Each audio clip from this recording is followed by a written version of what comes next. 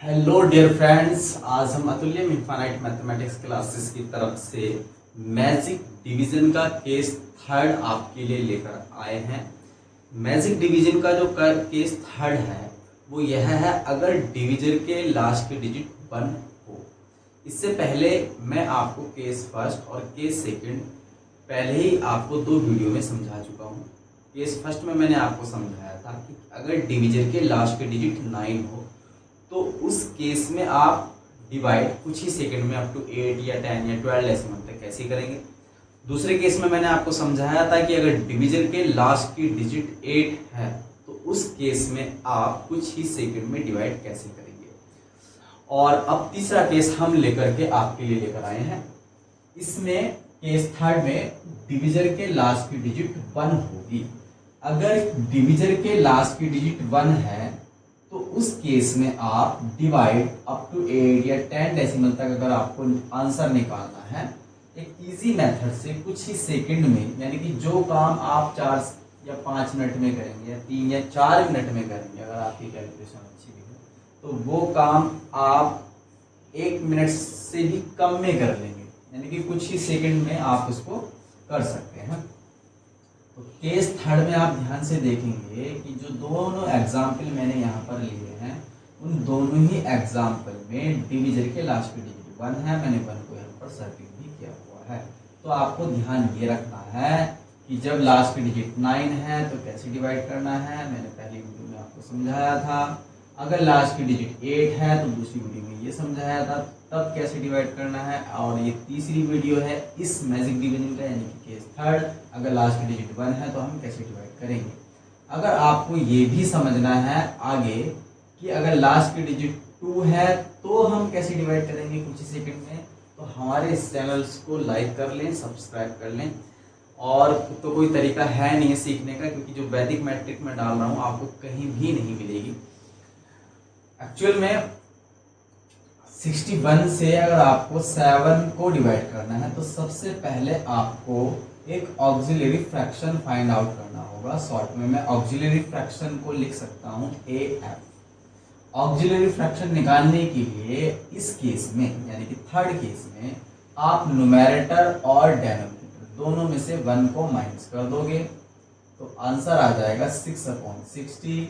इसको भी आप राइट कर सकते हो 0.6/6, क्योंकि 60 को हम राइट कर सकते हैं 6/10। 10 से आपने डिवाइड लगाया तो 0.6 और नीचे रह गया 6।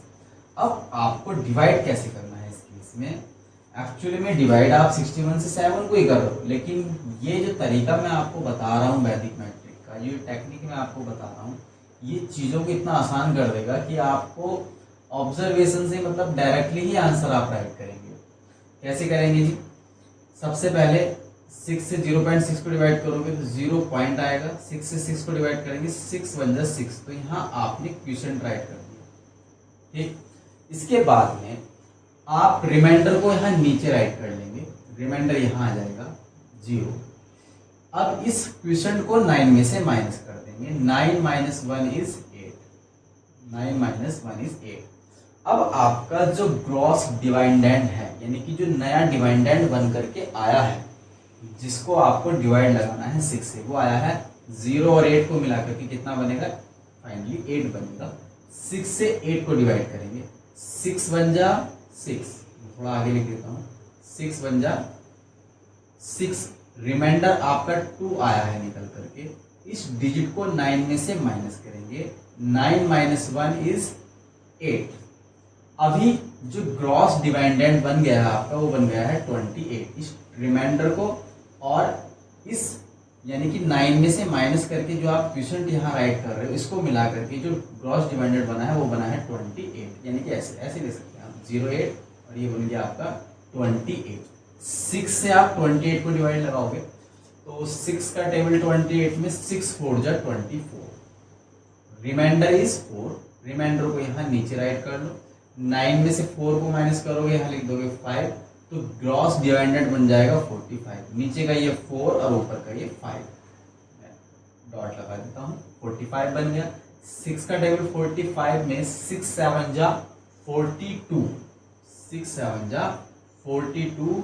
रिमाइंडर इज 3 9 में से 7 जाएगा 2, ग्रॉस डिवाइडेड जो आएगा आपका वो आ जाएगा 32, यानी कि 3 को 2 को मिला करके 6 का टेबल 32 में हाउ मैनी टाइम्स 6 5 जा 30, रिमाइंडर इज 2, 9 में से 5 जाएगा 4, तो ग्रॉस डिवाइडेड बन जाएगा 24, 6 4 जा 24, रिमाइंडर इज 0, 9 में से 4 जाएगा 5, ग्रॉस डिवाइडेड 0 5, यानी कि फाइनली 5, 6 का हम डिवाइड 5 में नहीं लगा सकते हैं, तो 6 0 0, रिमाइंडर इज 5 5, और 9 में से 0 जाएगा तो यहाँ पर जाएगा 9, और फाइनली ग्रॉस डिवाइडेड इज 59, 6 का टेबल 59 में 6 9 जा 54 एंड सो ऑन।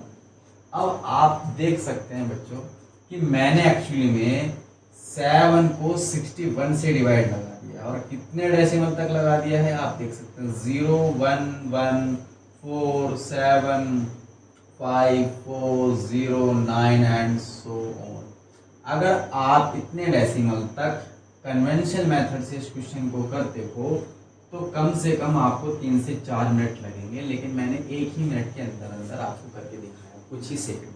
मुझे एक्चुअली में एक्सप्लेनेशन में टाइम लग रहा है, लेकिन जब आप इस क्वेश्चंस को समझ करके, इस टेक्निक को समझ करके प्रैक्टिस करते हो तो फिर आप बहुत जल्दी जल्दी राइट करते हो आंसर, तो कुछ ही सेकंड में आंसर आ जाता है।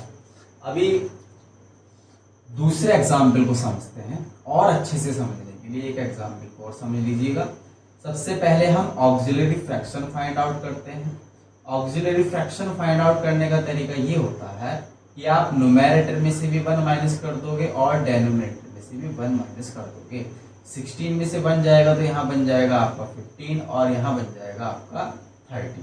फाइनली आपका आ जाएगा 1.5 अपॉन कितना 3।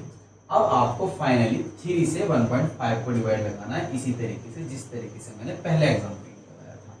तो 0.35 जा 15, रिमाइंडर इज 0, 9 में से क्वेश्चन को माइनस करोगे, 9 में से 5 जाएगा 4, तो ग्रॉस डिवाइडेंड जो निकल करके आपका आया है वो आया है 4, 0 को 4 को मिला करके 4, तो 3 से 4 को डिवाइड करेंगे, 3 बन जा 3, रिमाइंडर इज 1, 9 में से 1 जाएगा 8, 1 और 8 को एक साथ राइट करेंगे 18 बनेगा, 3 का डिवाइड 18 में लगाएंगे, 3 6 जा 18, रिमाइंडर इज 0, 9 में से 6 को माइनस करोगे 3, 0 और 3 को मिलाकर यानी कि 3 का डिवाइड 3 में लगाओगे, 3 बन जाए 3, रिमाइंडर 0, 9 में से बन जाएगा 8, ग्रॉस डिवाइडेड इज बन गया 8, 3 से 8 को डिवाइड लगाओगे, 3 2 जा 6, रिमाइंडर इज 2, 9 में से 2 जाएगा 7, ग्रॉस डिवाइडेड बन जाएगा 27, क्योंकि 2 और 7 को एक साथ राइट करोगे, 3 9 जा 27, रिमाइंडर इज 0, 9 में से 9 जाएगा 0, तो ग्रॉस डिवाइडेड कितना आया है फाइनली आपका 0 निकल करके आया है, 3 से 0 को डिवाइड लगाओगे तो फाइनली कितने टाइम्स आएगा, 0 टाइम्स 3 0 0, तो finally dot dot dot dot आगे इस तरीके से कर सकते हैं, आगे जगह भी नहीं बची है। तो आप देख सकते हैं एक्चुअली में जब आपने 16 को 31 से डिवाइड लगाया है तो हमारा आंसर आ गया है 0.516129 एंड सो ऑन। तो बच्चों आप देख सकते हैं कि मैंने 7 8 डेसिमल तक कुछ ही सेकंडों में इसका आंसर निकाल करके बताया है। मैं आशा करता हूं कि ये जो वैदिक मैट्रिक है ये आपको समझ में आ गई होगी।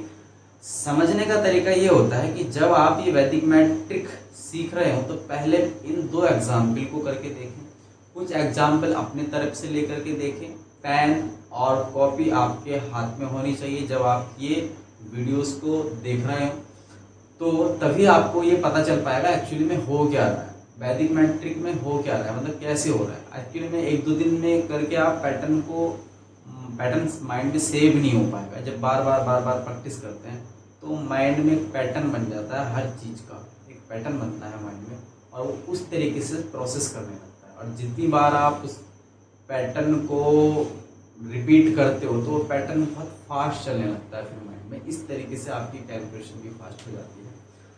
तो मैं आशा करता हूँ कि ये वैदिक मैट्रिक आपको अच्छी लगी होगी, समझ में भी आई होगी।